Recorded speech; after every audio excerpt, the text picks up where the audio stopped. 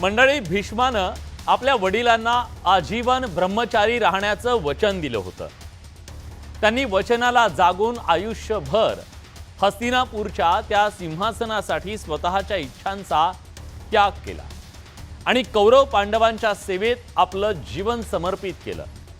प्रभू श्रीरामांनी आपल्या वडिलांना दिलेलं वचन पूर्ण करण्यासाठी 14 वर्षांचा वनवास स्वीकारला. शिवाजी महाराजांनी स्वराज्याची शपथ घेतली आणि मुठभर मावळ्यांच्या सोबत मिळून बलाढ्य शत्रूंशी 2 हात करत जनतेचं राज्य अर्थात स्वराज्य प्रस्थापित केलं.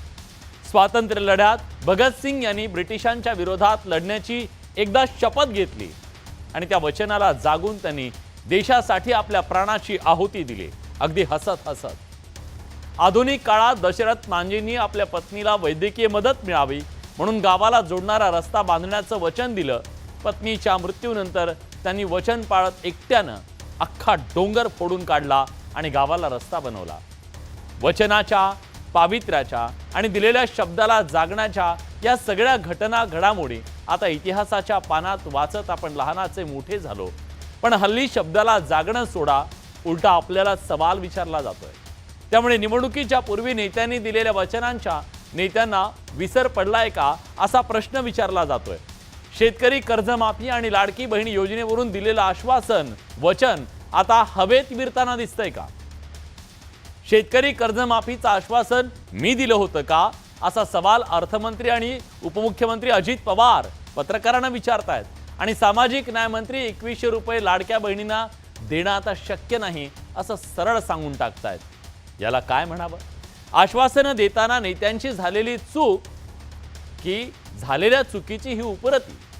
याआधीही काँग्रेसच्या काळात सुशीलकुमार शिंदेंनी मोफत विजेचं आश्वासन दिलेलं. सत्तेत आल्यावर त्याला त्यांनी प्रिंट मिस्टेक म्हटलं. प्रश्न आहे, या सगळ्यामध्ये निवडणुकीच्या काळात मिस्टेक नेत्यांची होतीये की त्यांच्यावर विश्वास ठेवणाऱ्या तुम्हा सामान्य जनतेची? लाडकी बहीण योजनेचं सरकारला सत्तेत बसवलं, पण आता सत्तेत बसणाऱ्या बहिणीचे लाड करताना सरकारची भंबेरी उडाली आहे का? ज्या योजनेचं श्रेय घेण्यासाठी चढाओढ सुरू होती, आज त्या योजनेच्या अंमलबजावणीसाठी ओढाओढी सुरू झाली आहे का? चर्चा करूया, त्याआधी बघूया खास रिपोर्ट.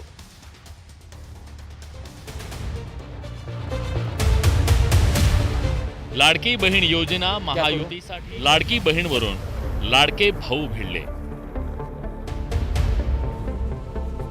लाडकी बहीणसाठी निधीची पळवापळवी.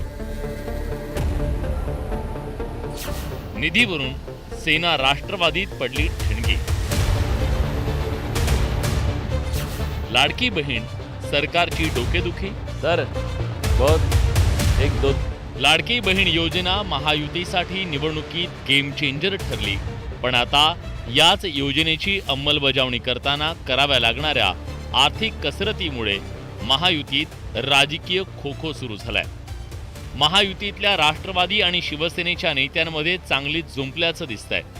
शिवसेनेच्या मंत्र्यांचा हा त्रागा बराच बोलकाय. आताच माझं दायित्व जवळपास 3000 कोटी रुपयाचं आहे. 3000 कोटी रुपये मला देणे आहेत. त्याच्यामध्ये ह्या सर्व जर योजनेचा जर अंतर्भाव केला तर ते खातं चालवणं थोडंसं मुश्किलदायक होईल. म्हणून त्यांना मी मुख्यमंत्री साहेबांना सुद्धा महिनाभर पूर्वी विनंती केलेली आहे की तुम्ही माझ्या खात्याकडे थोडंसं सहानुभूतीपूर्वक विचार करा. जे नियमानुसार आहे ते पैसे देण्याचं तुम्ही आम्हाला आश्वासित करा. म्हणून मी त्यांना विनंती केली. तसं त्यांना लेखी पत्रही दिलेलं आहे. मी अजितदादालाही बोललेलं आहे. सामाजिक न्याय मंत्र्यांनाच आपल्यावर अन्याय झाल्याची भावना वाटण्याचं कारण निधीच्या आकड्यांमध्ये आहे. योजनेची अंमलबजावणी करताना अनेक आव्हानांचा सामना करावा लागतोय. लाडकी बहीण योजनेनुसार 21 ते 65 वयोगटातील पात्र महिलांना दरमहा 1,500 रुपये दिले जातात.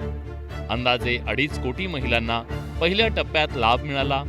लाभ देण्यासाठी 46,000 कोटी रुपयांची तरतूद करण्यात आली.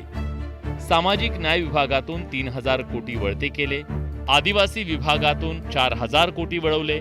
त्यामुळे या योजनेचा सामाजिक योजनांवर परिणाम होत असल्याची टीका होतीये. निधी वळता केल्यानं सामाजिक न्याय मंत्री नाराज आहेत. अजित पवारांच्या राष्ट्रवादीला मात्र हे आरोप काही मान्य नाहीये. ज्या माझ्या लाडक्या बहिणी सामाजिक न्याय विभागामध्ये मोडतात, त्या घटकात मोडतात, त्यांना त्या विभागाकडनं निधी घेतलाय आणि ज्या बाकीच्यांना सर्वसाधारणमध्ये दिला. ह्याच्यामध्ये म्हणजे मला तर काही वेगळं केलं ते असं काही वाटत नाही. आणि हा निर्णय घेताना कॅबिनेटने घेतलेला आहे. लक्षात घ्या, अजित पवार हे डेप्युटी सीएम,